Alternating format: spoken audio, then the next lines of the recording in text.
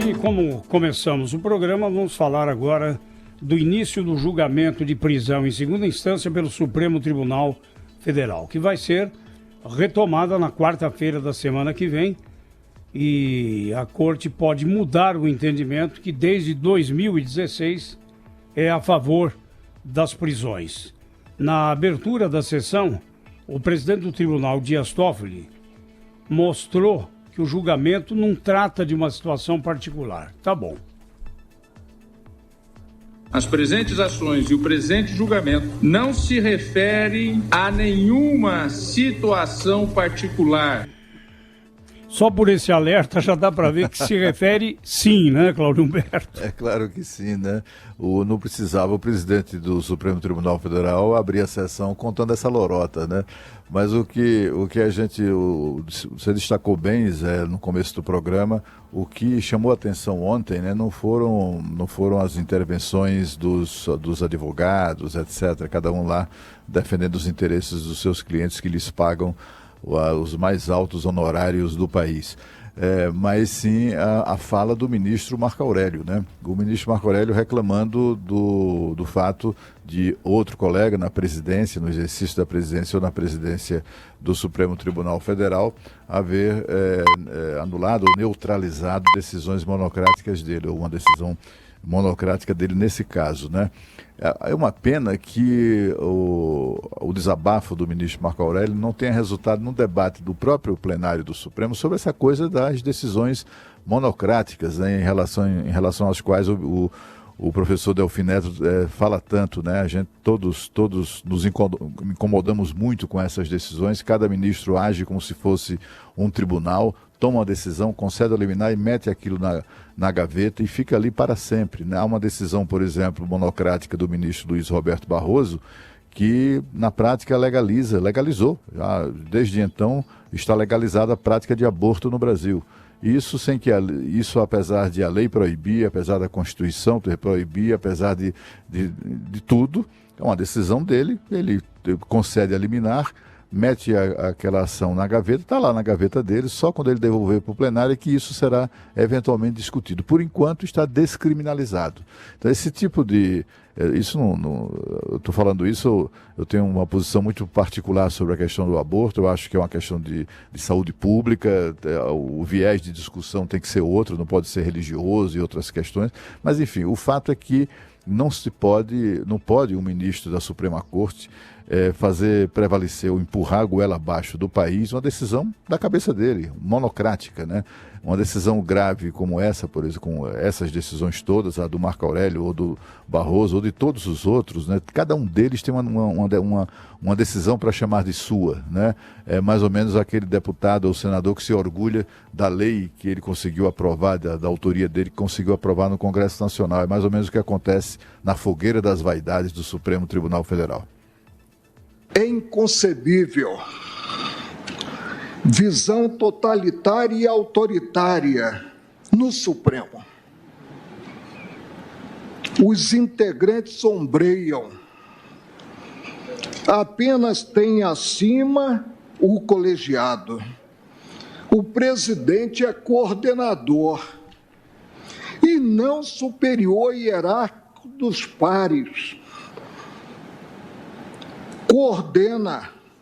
Simplesmente coordena os trabalhos do colegiado. Fora isso, é desconhecer a ordem jurídica, a Constituição Federal, as leis e o regimento interno, enfraquecendo a instituição, afastando a legitimidade das decisões que profira. Tempos estranhos, em que verificada até mesmo a autofagia. Aonde vamos parar? Nós também queremos saber isso, né?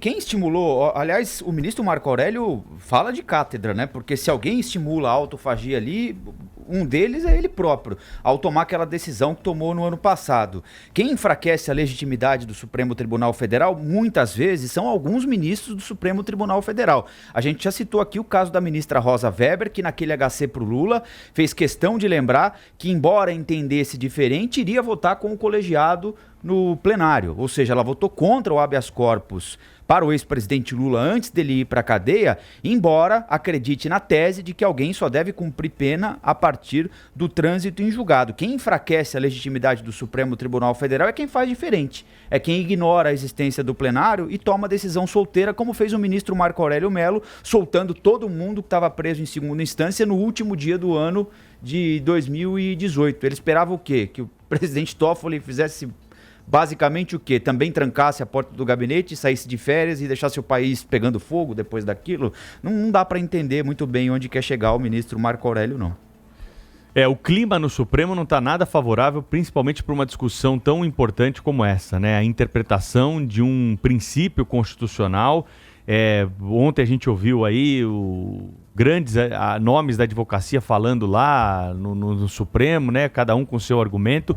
Eu acho que essas falas não são à toa, né? Tem muita coisa ali que é chata, que demora, mas é importante a sustentação oral, porque o Supremo não só vai decidir se essa possibilidade de prisão em segunda instância será autorizada ou não, como vai balizar os limites dessa decisão, né? Em que casos que isso pode acontecer, em que casos que não pode. Então essa sustentação oral pode modificar essa segunda etapa. É claro que cada ministro ali já sabe como vai votar, não vai ser convencido por um argumento, já estudou o tema, já tem o voto pronto, né? Se vai ser 6-5, 7-4 agora com essa história aí do Alexandre de Moraes, a gente não sabe. O fato é o seguinte, essas sustentações orais, elas são sim importantes para a segunda etapa, na hora que for balizar a decisão, o ministro Dias Toffoli pode colocar uma segunda, uma terceira votação, algum quesito que for sustentado ali. Por isso que existe essa sustentação oral e no fim do julgamento a gente vai saber exatamente qual vai ser o grau de abrangência dessa decisão do Supremo Tribunal Federal. E quem reapareceu, né, Pedro, com a competência de sempre foi o ex-ministro Zé Eduardo Martins Cardoso, que defende os interesses do PCdoB, né? Exatamente, né? Ele foi um dos primeiros ali a ocupar a tribuna e, claro, a maioria dos advogados ali já era esperado, né?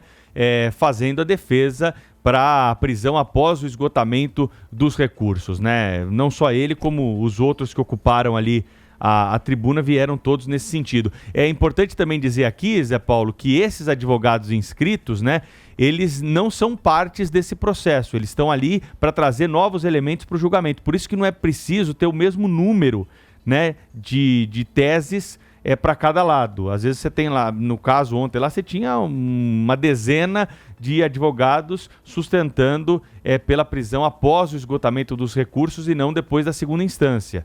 São chamados amigos da corte, eles são chamados ali justamente para trazer novos elementos para enriquecer o debate para esse julgamento. Bom, uma das ADCs, né, que é a ação declaratória de constitucionalidade, foi impetrada pela própria OAB, né? Mas fica parecendo que esses amigos da corte foram mobilizados pela própria corte, né? Nessa armação que é evidente de beneficiar o ex-presidente e presidiário Lula. Não tenha dúvida disso. Colocar o ex-ministro do governo do PT, petista filiado, né? Filiado ao PT, para defender uma ação em nome do PCdoB é no mínimo engraçado, né? Porque afinal de contas, ainda que o PCdoB tenha se comportado como vários outros partidos de esquerda, como puxadinhos do PT, o PCdoB tem condições de escolher ou de indicar os seus próprios advogados para fazer esse tipo de coisa.